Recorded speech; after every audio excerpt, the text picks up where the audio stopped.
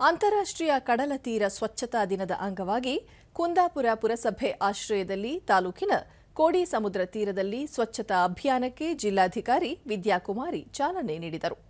ಇದೇ ವೇಳೆ ಸಸಿ ನೆಟ್ಟು ಸ್ವಚ್ಛತೆ ಕಾಪಾಡುವ ಪ್ರತಿಜ್ಞೆ ಸ್ವೀಕರಿಸಿದರು. ಈ ಸಂದರ್ಭದಲ್ಲಿ ಅರಣ್ಯ ಪರಿಸರ ಹವಾಮಾನ ಸಚಿವಾಲಯದ ವಿಜ್ಞಾನಿ ಅಮೃತ ಗುಪ್ತಾ, ಅರಣ್ಯ ಪರಿಸರ ಇಲಾಖೆ ಅಧಿಕಾರಿಗಳು ಹಾಗೂ ಬಿಬಿ ಹೆಗಡೆ ಕಾಲೇಜಿನ ವಿದ್ಯಾರ್ಥಿಗಳು ಸ್ವಚ್ಛತಾ ಕಾರ್ಯದಲ್ಲಿ ಪಾಲ್ಗೊಂಡಿದ್ದರು.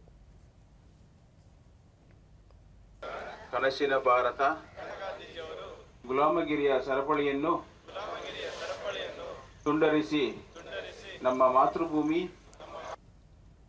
ಜಿಲ್ಲಾಧಿಕಾರಿ ವಿದ್ಯಾಕುಮಾರಿ ಉತ್ತಮ ಆರೋಗ್ಯ ಮತ್ತು ಪರಿಸರ ಕಾಪಾಡಿಕೊಳ್ಳುವ ಸ್ವಚ್ಛತೆಯ ಕಡೆಗೆ ಗಮನ ಹರಿಸುವ ಅಗತ್ಯವಿದೆ. ಕಡಲ ತೀರದಲ್ಲಿ ಪ್ಲಾಸ್ಟಿಕ್ ಸೇರಿದಂತೆ ವಿದ್ಯುನ್ಮಾನ ವಸ್ತುಗಳನ್ನು ಎಸೆಯುವುದರಿಂದ ಪರಿಸರದ ಮೇಲೆ ಹಾನಿಯಾಗುವ ಜೊತೆಗೆ ಜಲಚರಗಳಿಗೂ ತೊಂದರೆಯಾಗಲಿದೆ. ಈ ಹಿನ್ನೆಲೆಯಲ್ಲಿ ಪರಿಸರ ರಕ್ಷಣೆಗೆ ಒತ್ತು ನೀಡುವ ಅಗತ್ಯವಿದೆ ಎಂದರು. ಬಿಸಾಕಿದ್ರೆ ಅದು ಗಾಳಿಗೋ ಮಳೆ ನೀರಿಗೋ ಸೇರಿಕೊಂಡು ನದಿ ಸೇರಿ ಸಮುದ್ರಕ್ಕೆ ಬಂದು ಸೇರುತ್ತೆ. ಸಮುದ್ರದ ತೀರದ ಅಲ್ಲಿರುವ ಜಲಚರಗಳಿಗೆ ತೊಂದರೆ ಉಂಟಾಗುತ್ತೆ.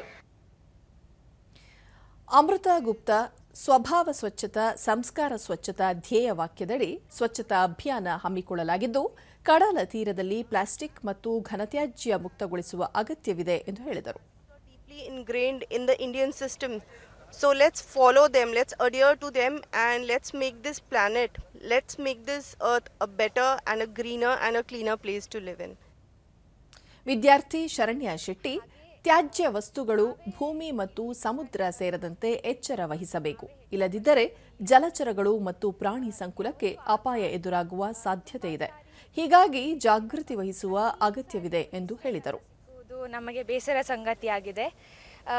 ಹೀಗೆ ಹೇಳುತ್ತಾ ಈ ಥರ ಪರಿಸ್ಥಿತಿ ನಮ್ಮ ದೇಶಕ್ಕೆ ಬಂದಿದೆ. ಆದರೆ ನಾವು ಇದರಿಂದ ಹೊರಗೆ ಬರಬೇಕು ಅಂತ ಹೇಳ್ತಾ